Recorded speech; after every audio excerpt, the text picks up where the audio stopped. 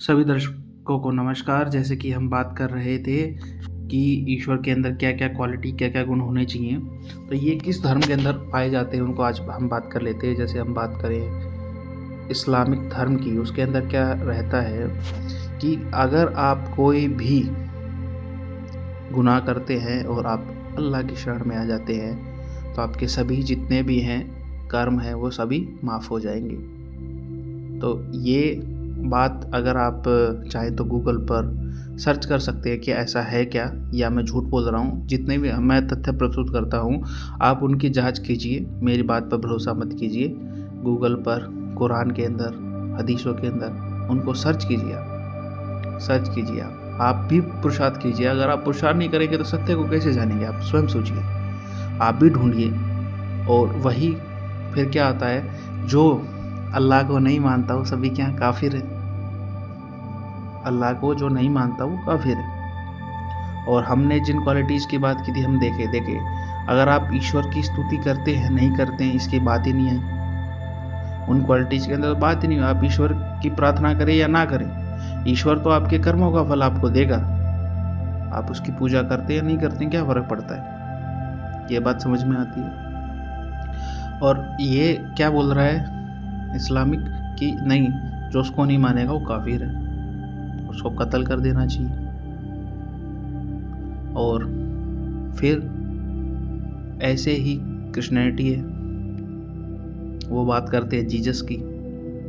तो जीसस की अगर वो बात करते हैं तो क्या है, वो दूसरे जीवों को भी खा सकता है। पहली बात तो दूसरे जीवों को खाना जिस धर्म के अंदर है, चाहे वो कोई भी धर्म है, जिसके अंदर जीवों को खाना सही माना जाता है। सबसे पहले जीवों के अंदर भी चेतना है और जीवों को भी चेतन ईश्वर ने बनाया है।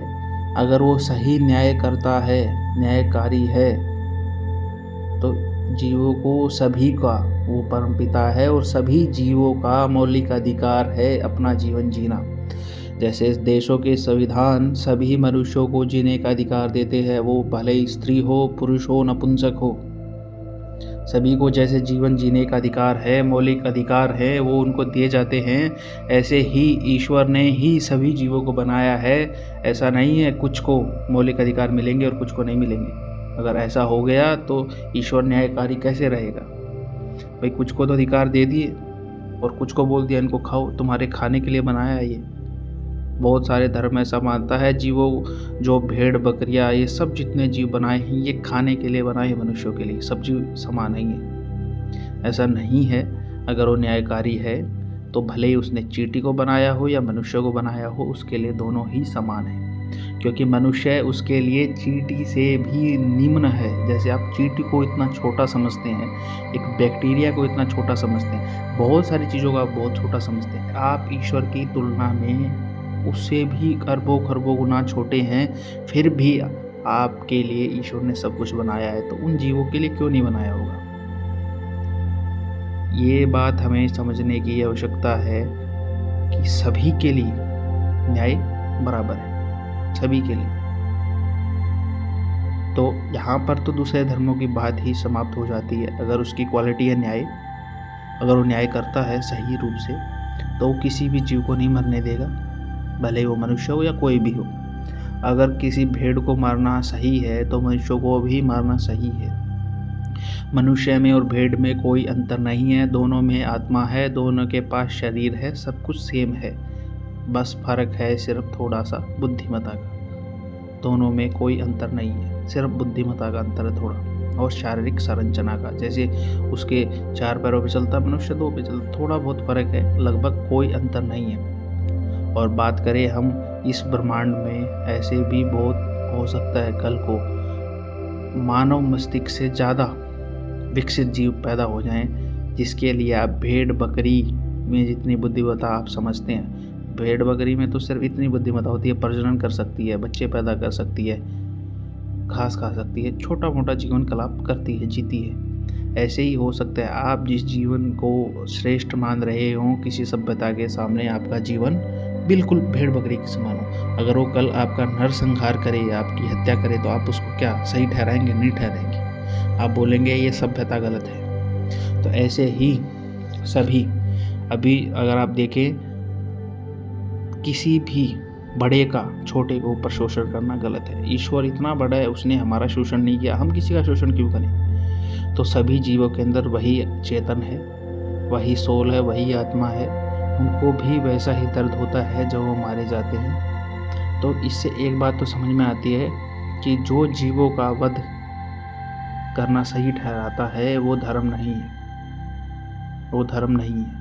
और वैसे भी ईश्वर और शक्तिमान जो दयालुता है, दयालुता काइंडनेस आती है, काइंडनेस सभी के प्रति होनी चाहिए। काइंडनेस कोई चॉइस नहीं है कि किसी के प्रति है किसी के प्रति नहीं है, ये चॉइस नहीं है, ये तो सबके प्रति होगी। न्याय होगा सबके प्रति होगा। ये नहीं कि आपका जो पिता है अगर जज है, अगर आप कोई गलत कार्य करते हैं तो आपको बरी कर दे क्योंकि वो आपका पिता है, नहीं, वो तो सही जजमेंट सुनाए तभी वो जज है, नहीं तो वो जज नहीं है। ऐसे ही आपसे नीचे के जीव हों या आपसे ऊपर के, सभी के प्रति न्याय और दयालुता होना आवश्यक है। ये कोई चॉइस नहीं होती, ये तो होता ही है। अगर कोई दयालु है वो सभी जीवों पर दयालु है, ऐसा नहीं है। अगर वो सभी जीवों पर दयालु नहीं होता ईश्वर, तो भेड़ बकरी आदि नहीं बनाता आत्माओं को। और ये बात आप समझने के बाद कुछ ही धर्म बचते हैं, जैसे बौद्धिज्म, जैनिज्म और हिंदू धर्म मुख्यतः। वैसे हो सकते हैं कुछ और भी धर्म हो जो मूलतः इतने न्यून हो कि उनकी जो पॉपुलेशन है वो बहुत कम हो, जैसे सिख भी आ जाता है, सिखिज्म भी आ जाता है। लेकिन हम ऐसे बात करने वाले छोटे छोटे धर्मों की नहीं बात करें, मुख्य धर्मों की, जैसे इस्लाम है, क्रिश्चियनिटी है, और ये नास्तिकवाद है, और ये हिंदू है, सनातन धर्म है। तो ये चार ही है। नास्तिक तो इसमें पहले ही हट चुका है। बचता है ये अल्लाह को और जीसस को मानने वाले, ये भी हट चुके हैं।